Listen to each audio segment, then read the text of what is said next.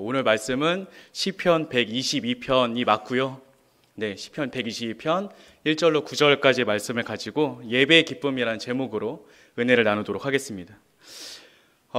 성도 여러분들께서는 최근에 전도를 해보신 적이 언제이신가요? 가까운 사람이든 그냥 아는 사람이든 아니 가족에게라도 교회에 나가자라고 얘기를 해보신 적이 최근에 언제 있으셨나요?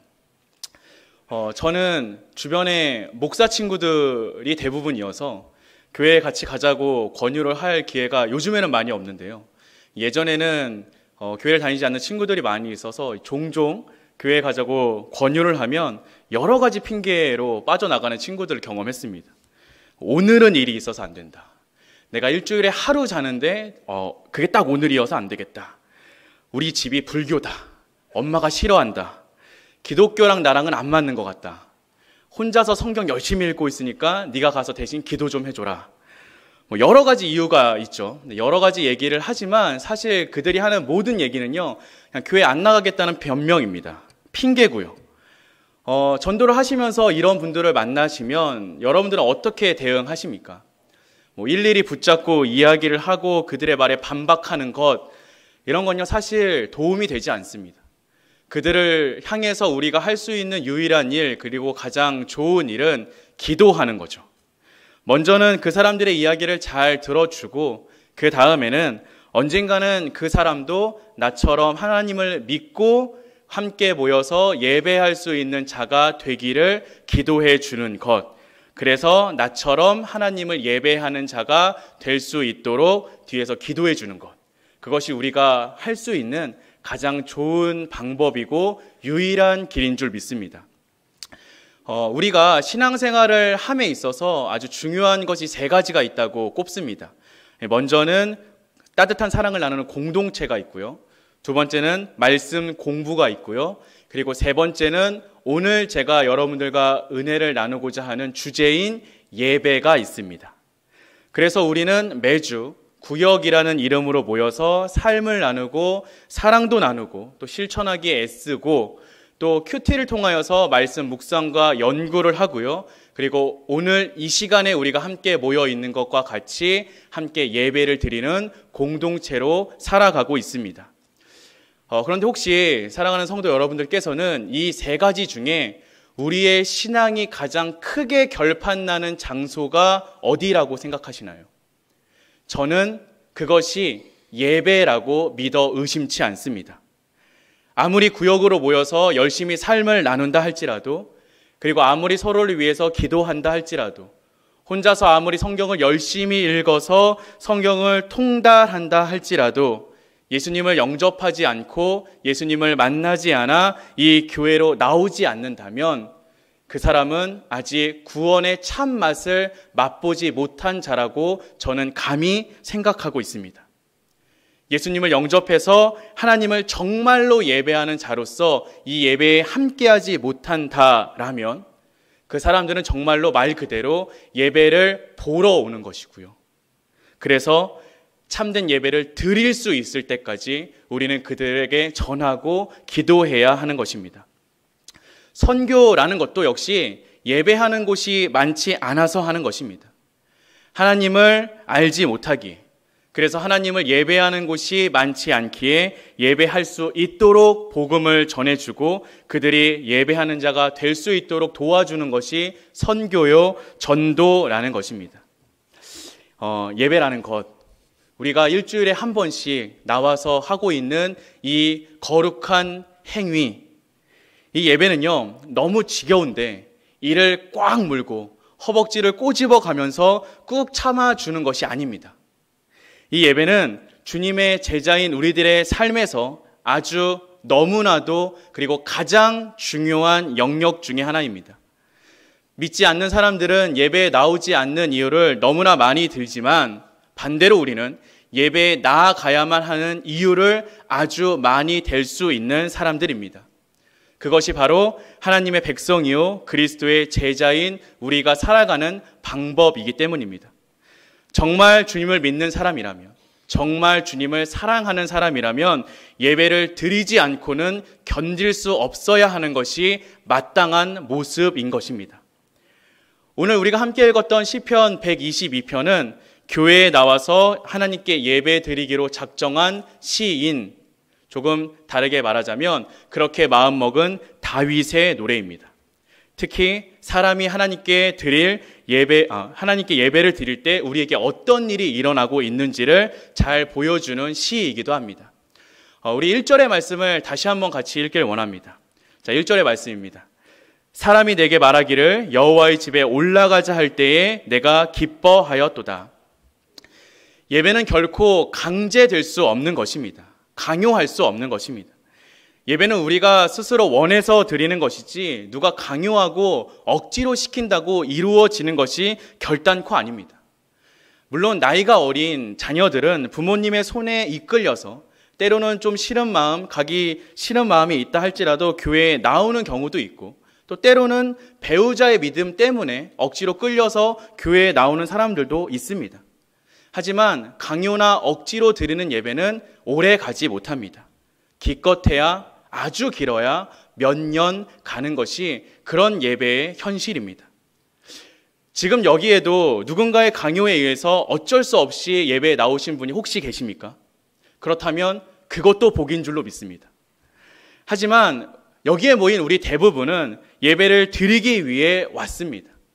다른 것을 포기하고 우리의 시간을 내어놓고 하나님과 만나기 위해서 이 자리에 모여 있습니다.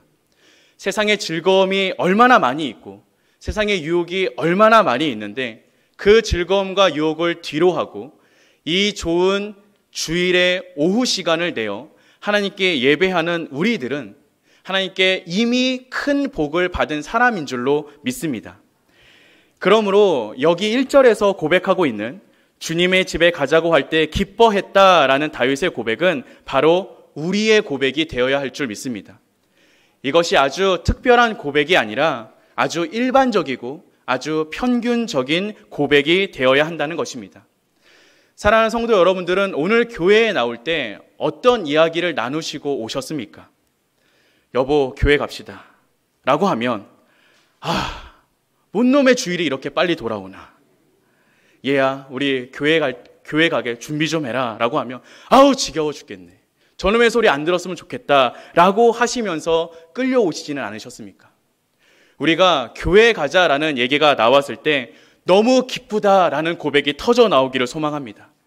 우리가 어서 빨리 교회 가서 사랑의 공동체와 함께 하나님을 대면했으면 좋겠다라고 기대와 감동이 있는 하나님의 자녀들이 되시기를 주님의 이름으로 축원드립니다. 예배 없는 크리스찬의 삶은 있을 수 없습니다. 마찬가지로 예배 없는 크리스천 공동체도 있을 수 없습니다. 그렇다면 크리스천들은, 예수님을 믿는 우리들은 왜 이렇게 예배를 드리려고 하는 것입니까? 왜 그렇게 기꺼이, 왜 그렇게 기뻐함으로, 왜 그렇게 자원해서 예배를 드리는 것일까요? 오늘 우리가 함께 읽었던 시편 122편은 그 근거를 세 가지로 압축해서 제시하고 있습니다. 먼저 2절에서 3절까지의 말씀입니다. 예루살렘아 우리 발이 내 성문 안에 섰도다. 예루살렘아 너는 잘 짜여진 성읍과 같이 건설되었도다. 이스라엘 사람들에게 이 예루살렘은 지정된 예배의 장소였습니다. 사실상 예루살렘은 이스라엘 나라의 가장 가운데 중심부에 위치했고 정치적으로도 권력의 요지였습니다. 이러한 예루살렘에서 1년에 최소한 3번씩 모든 사람이 모이는 성대한 예배 축제가 거행되었습니다. 하나님께서 주신 말씀을 기억하고 기념하는 곳, 바로 그곳이 예루살렘이라는 것입니다. 그곳에 가면 사람들은 그들의 삶에서 가장 중요한 내용들을 듣고 기억할 수 있습니다. 하나님이 우리를 창조하셨다라는 사실, 하나님이 우리를 구원하셨다라는 사실, 하나님께서 우리의 필요를 채워주신다라는 사실을 그들은 끊임없이 마음에 새길 수 있는 장소, 그래서 예루살렘에서 행해지는 예배의 의식과 설교를 통하여서 우리의 죄를 다시금 돌아보고 우리를 용서하시고 선한 목적을 갖고 살게 하신 하나님의 뜻을 기억하게 하는 장소, 그것이 바로 예루살렘이라는 것입니다. 예루살렘이 잘 짜여진 성읍과 같이 건설되었다라는 것은요, 마치 우리가 함께 모여서 예배하고 있는 공동체의 모습을 떠올리게 해줍니다.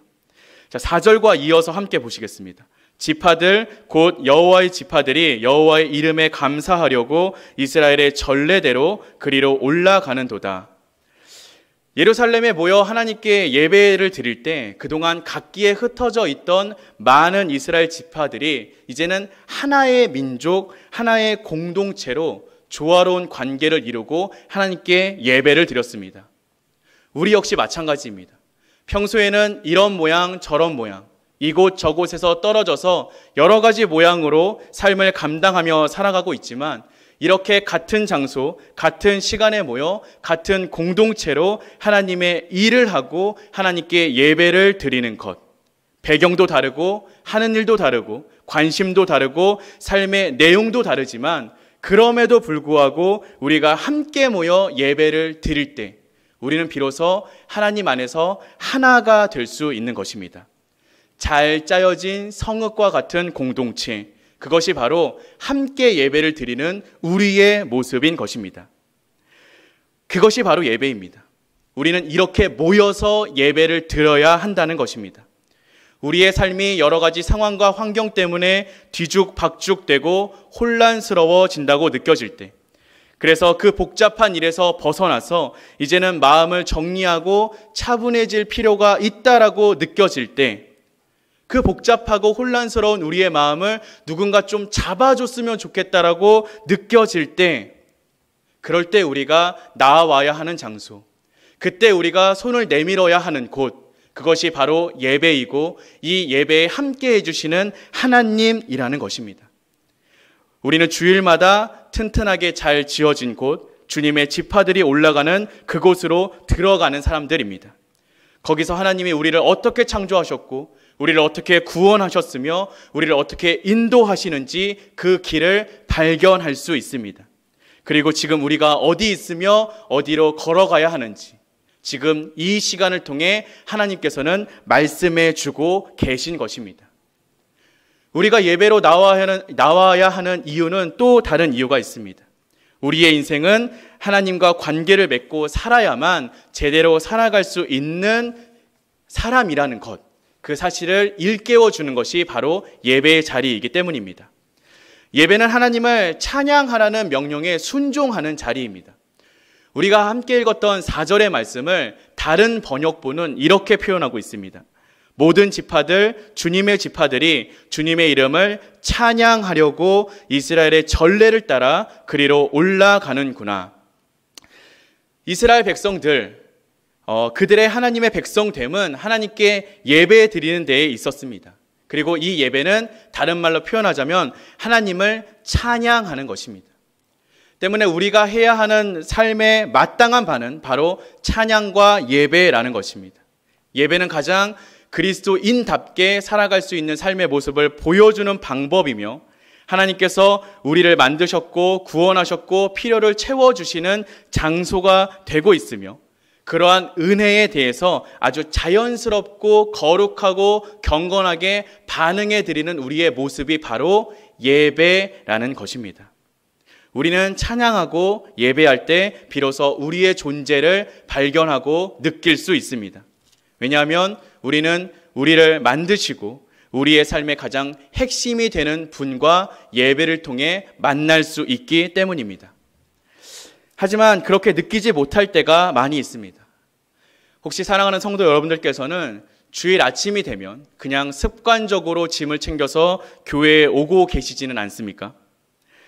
이렇게 말하는 사람들도 종종 있습니다. 별로 감사를 느끼지 못하는 상태에서 하나님께 예배를 드리러 나간다라는 것은 정직하지 못한 것이고 그것은 위선일 수도 있다. 하지만 오늘 시편은 이렇게 말하고 있습니다. 너의 감정이 그렇게 하고 싶은지 그렇게 하고 싶지 않은지는 중요하지 않다. 다만 이스라엘의 전례대로, 다시 말하자면 명령을 하신 하나님의 뜻대로 하나님의 이름에 감사하라라고 이야기하고 있습니다. 제가 설교 초두에 우리가 예배를 드리는 것은 자원해서 드리는 것이지 강제로 하는 것은 아니라고 말씀드렸습니다. 하지만 그것은 우리가 예배를 드리고 싶을 때만 예배를 드려야 한다는 말은 아닙니다. 우리의 느낌이나 감정이라는 것은 너무나 자주 변하는 것입니다. 때때로 그것은 우리를 속일 때도 있습니다.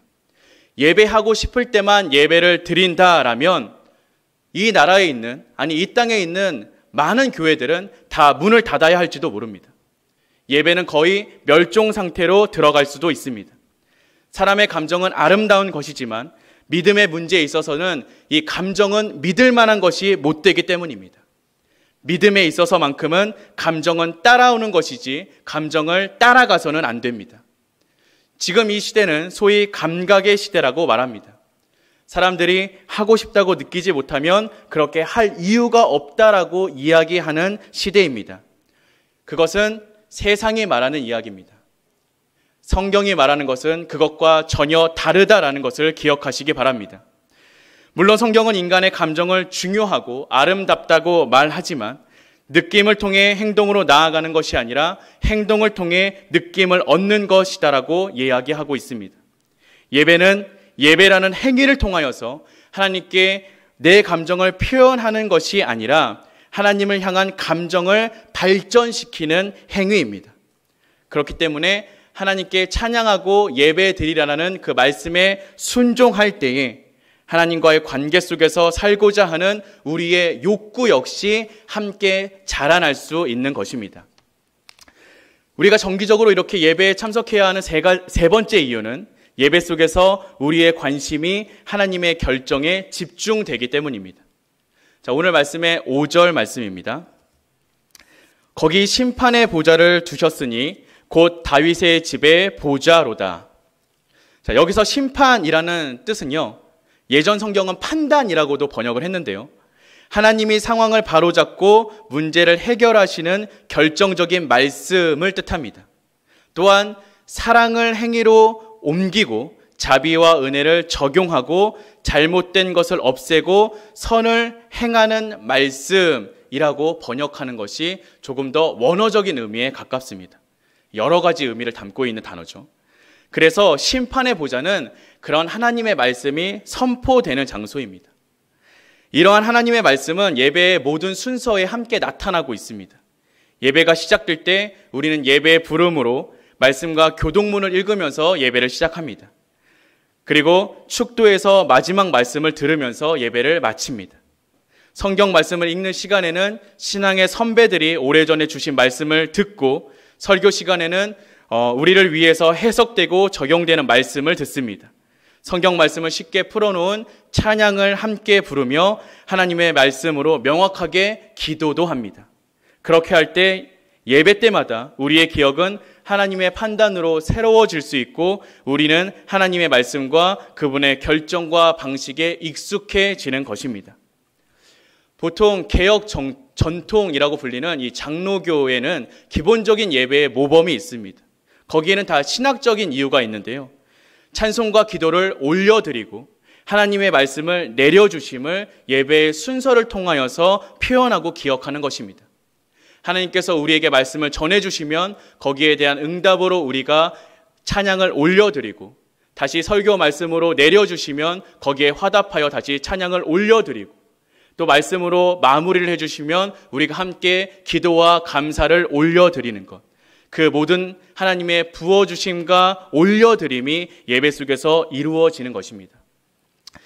가끔 보면 집에서 그냥 가족끼리 예배를 드리겠다라는 사람도 많이 있습니다. 그러나 그렇게 혼자 집에서 성경을 읽거나 예배를 대신한다면 수많은 것들을 놓치게 될 수 있습니다. 우리는 자기도 모르는 사이에 주변 환경에 지배를 받기 때문에 자신이 모르는 것에 제한이 있고 스스로도 알지 못하는 편견에 의해서 왜곡된 눈으로 성경을 읽을 수 있기 때문에 우리는 집에서 혼자 예배 드리고 혼자 신앙생활을 하는 것이 얼마나 두렵고 무서운 것인지를 경계하고 깨달아야 합니다. 예배를 드리며 우리는 함께 회중으로서 하나님께 예배 드리는 공동체가 될 수 있습니다. 이 회중은 성경의 모든 전자가 말씀을 선포하는 대상이자 또 함께 하나님께 예배 드리며 나아가는 사람들이 됩니다. 뿐만 아니라 예배자들처럼 엿새 동안에 축복과 믿음과 상처와 의심과 그 모든 것을 똑같이 경험하는 설교자가 회중이 현재 경험하는 언어로 성경의 진리를 선포하는 이 예배의 자리에 참여하는 자이기 때문에 우리가 이 시대의 언어로 하나님의 말씀을 듣고 적용하는 것을 바란다면 예배의 자리를 사모하고 예배의 자리에 나아와야 한다는 것입니다. 우리가 예배를 매주 착실하게 드린다면 1년에 52번의 예배를 드릴 수 있습니다. 그리고 그렇게 빠지지 않고 예배를 드려도 개인 생활에 예배가 차지하는 시간은 주일 예배를 기준으로 하였을 때 일주일에 1시간, 길어야 1시간 반밖에 되지 않습니다. 그렇다면 그 시간이 우리의 나머지 인생에, 우리의 나머지 일주일의 6일 동안에 어떻게 영향을 미칠 수 있겠습니까? 오늘 우리가 읽었던 6절에서 9절까지의 말씀은 그 방법을, 적용의 영향의 답들을 우리에게 제시해 주고 있습니다. 6절에서 9절까지의 말씀을 함께 보시겠습니다. 예루살렘을 위하여 평안을 구하라. 예루살렘을 사랑하는 자는 형통하리로다. 내 성 안에는 평안이 있고 내 궁중에는 형통함이 있을지어다. 내가 내 형제와 친구를 위하여 이제 말하리니 내 가운데에 평안이 있을지어다. 여호와 우리 하나님의 집을 위하여 내가 너를 위하여 복을 구하리로다. 아멘. 우리가 함께 읽었던 이 성경 구절의 맨 마지막에 등장하는 구하리로다. 이 구하다라는 말은 원어적인 의미로 해석을 한다면 예배 때 사용하는 기도하다라는 뜻보다는 일반적으로 우리가 삶 속에서 간구하다, 필요한 것을 말하다, 또 옆 사람에게 뭔가 필요를 요청하다라는 뜻으로 사용할 수 있습니다. 배고플 때 먹을 것을 달라고 하고 길을 잃었을 때 방향을 알려달라고 요청하는 그 단어, 이 단어를 이스라엘 사람들은 기도한다라는 표현으로 함께 병행하여서 사용하였습니다.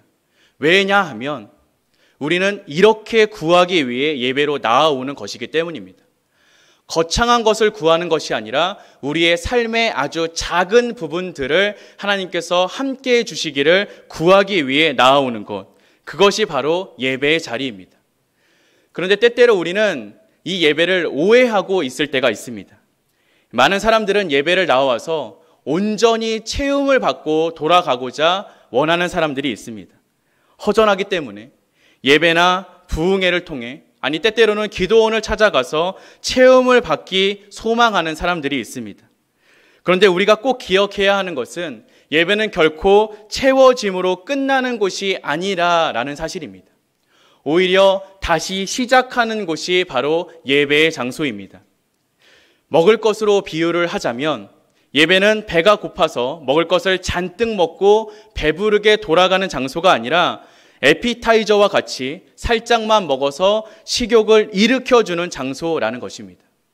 예배를 드림으로 영적 갈증이 해소되는 면도 있지만 오히려 거기서 더 나아가 열적인 갈증이 더욱더 깊어지고 하나님의 말씀에 대한 궁금증이 더욱더 심화되어서 하나님의 말씀을 묵상하고 싶어지는, 하나님의 말씀이 더욱더 궁금해지는 그런 자리가 되어야 하는 것이 바로 이 예배의 자리라는 것입니다.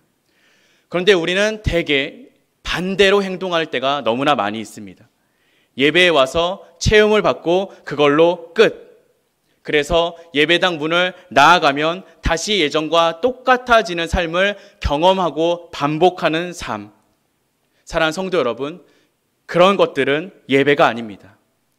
영적 갈증이 더 생겨서 주중의 삶 가운데에 주님의 말씀을 더욱더 궁금해하고 더욱더 실천해야겠다라는 마음이 의욕적으로 불타서 나아가야 하는 것이 예배의 자리입니다. 말씀 앞에 결단하고 말씀 앞에 헌신하고 더욱 힘차게 나아가는 것이 바로 예배라는 것입니다. 그렇게 예배하는 자에게 하나님께서 복을 더해 주시니 그것이 바로 평안과 형통입니다.